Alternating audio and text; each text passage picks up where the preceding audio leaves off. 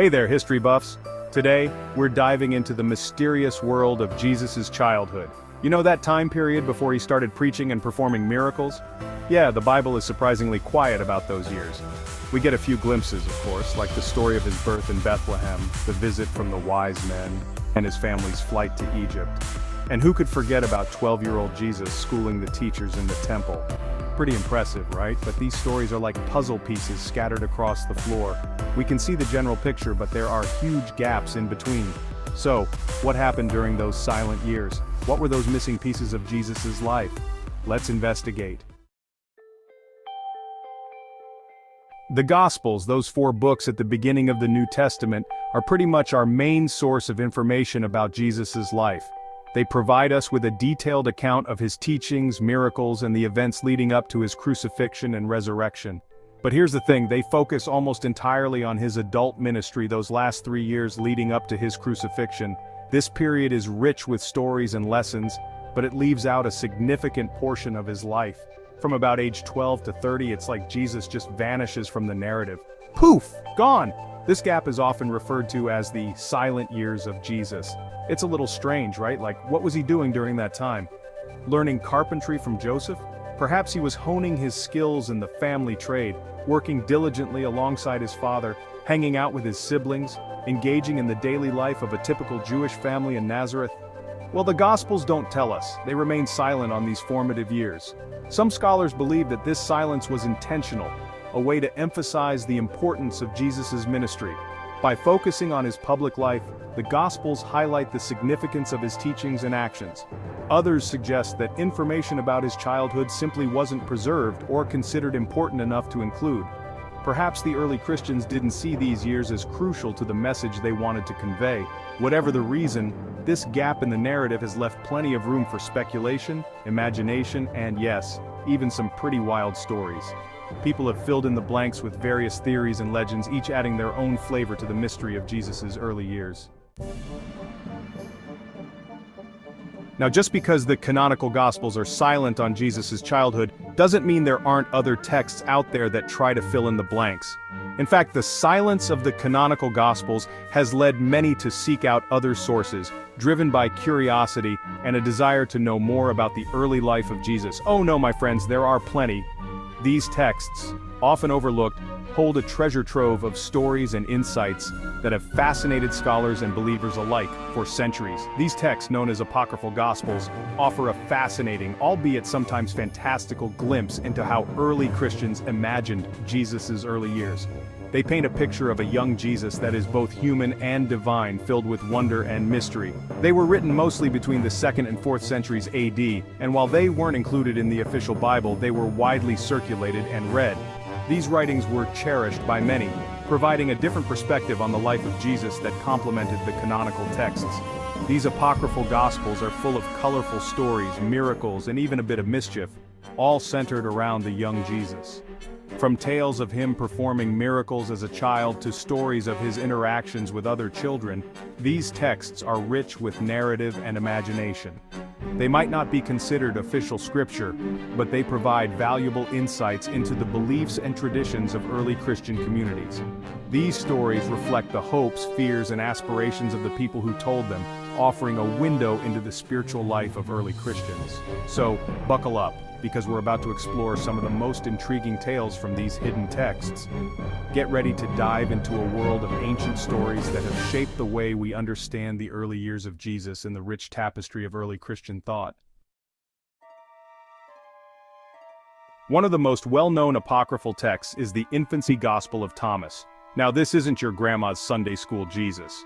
This gospel portrays Jesus as a somewhat mischievous child with extraordinary powers. Think of it like a biblical version of Dennis the Menace, but instead of flooding his neighbor's house, Jesus turns clay birds into real ones, or brings back to life a playmate who fell off a roof. In one story, Jesus even gets into a heated argument with a teacher who criticizes his knowledge.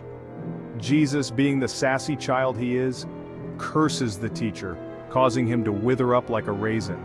These stories might seem a little out there, but they highlight the belief that Jesus possessed divine power even as a child. Section 5, the Gospel of James, a mother's perspective. Another fascinating apocryphal text is the Gospel of James, which focuses on the stories of Mary's miraculous conception and Jesus' birth. This text, though not included in the canonical Bible, offers a rich narrative that fills in many details about Mary's early life and her role in the divine plan. This gospel gives us a glimpse into the lives of Mary and Joseph, portraying them as righteous and devout individuals chosen by God for a very special purpose. It highlights their unwavering faith and the extraordinary circumstances that brought them together, emphasizing their spiritual journey and the trials they faced. We see Mary's dedication to her faith, her initial hesitation upon learning she will bear the Son of God, and her unwavering love for her son, even as a child. Her story is one of profound faith and courage, showing her as a young woman who accepts her divine mission with grace and humility. The Gospel of James presents a more human side to Mary, showcasing her strength, her fears, and her deep devotion to her son and to God.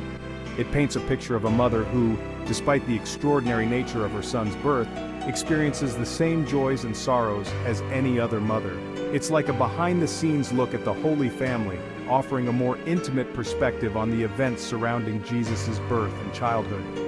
This gospel allows us to see the Holy Family not just as religious icons, but as real people with real emotions and experiences, making their story even more relatable and inspiring. Section 6, the Arabic Gospel of the Infancy, Journey to Egypt and Back. Remember that story about Jesus' family fleeing to Egypt to escape Herod's wrath? Well, the Arabic Gospel of the Infancy picks up where the Bible leaves off, recounting their journey and the miracles that occurred along the way. This gospel is like a travelogue, filled with tales of Jesus taming wild beasts, healing the sick, and even causing idols to crumble in his presence. It's a bit like a biblical superhero origin story, highlighting Jesus' power over the natural and spiritual realms. The Arabic Gospel of the Infancy emphasizes the divine protection Jesus and his family received during their exile, portraying them as constantly surrounded by God's presence even in the face of danger. Section 7, Gnostic Gospels, a different take on Jesus' youth. Now let's talk about the Gnostic Gospels. These texts, discovered in 1945 near Nag Hammadi, Egypt, offer a very different perspective on Jesus' life and teachings, including his childhood. Gnosticism, a mystical movement within early Christianity, emphasized spiritual knowledge as the key to salvation. They believed that Jesus came to reveal hidden truths about God and the divine spark within each person. The Gnostic Gospels portrayed Jesus as a divine being who possessed special knowledge from a young age. They often depict him engaging in philosophical discussions, revealing spiritual insights, and challenging traditional religious authorities. For example, in the Gospel of Thomas, Jesus is portrayed as a wise child who astounds adults with his understanding of the scriptures and the mysteries of the universe. Section 8. The significance of the Apocrypha, filling in the gaps. So, why should we care about these apocryphal Gospels? Well, for one thing, they provide valuable insights into the diverse beliefs and traditions that existed within early Christianity. Remember, Christianity wasn't a monolithic religion in its early centuries. There were lots of different groups with different interpretations of Jesus' life and teachings.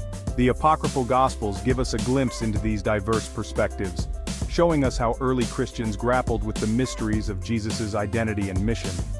They also offer a window into the social, cultural, and religious landscape of the time, shedding light on the beliefs and practices of the people who first followed Jesus. Section 9. Historical Context, a world of mystery and miracles. To truly understand the significance of these stories, we need to consider the historical context in which they were written. The ancient world was a place where miracles, magic, and the supernatural were seen as part of everyday life.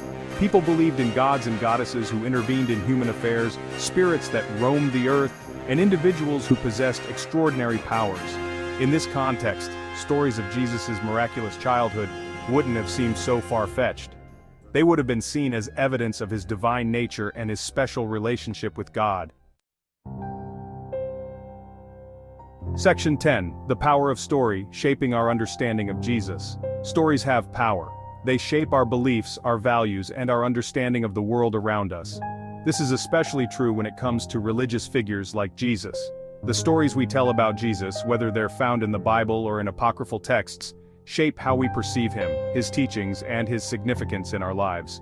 By exploring the lesser-known stories of Jesus' childhood, we gain a richer, more nuanced understanding of the person who has had such a profound impact on human history. Section 11, Conclusion, Seeking the Untold Story. So, there you have it. A glimpse into the fascinating, sometimes bizarre world of Jesus' childhood as depicted in apocryphal Gospels. While these texts may not be considered part of the official biblical canon, they offer valuable insights into the beliefs and imaginations of early Christians. They remind us that history is often a tapestry woven from multiple perspectives, interpretations, and yes, even a little bit of mystery. By seeking out these lesser-known narratives, we open ourselves up to a deeper, more multifaceted understanding of the past and the figures who have shaped our world. So, keep exploring, keep questioning, and keep seeking out those untold stories that challenge our assumptions and enrich our understanding of the past.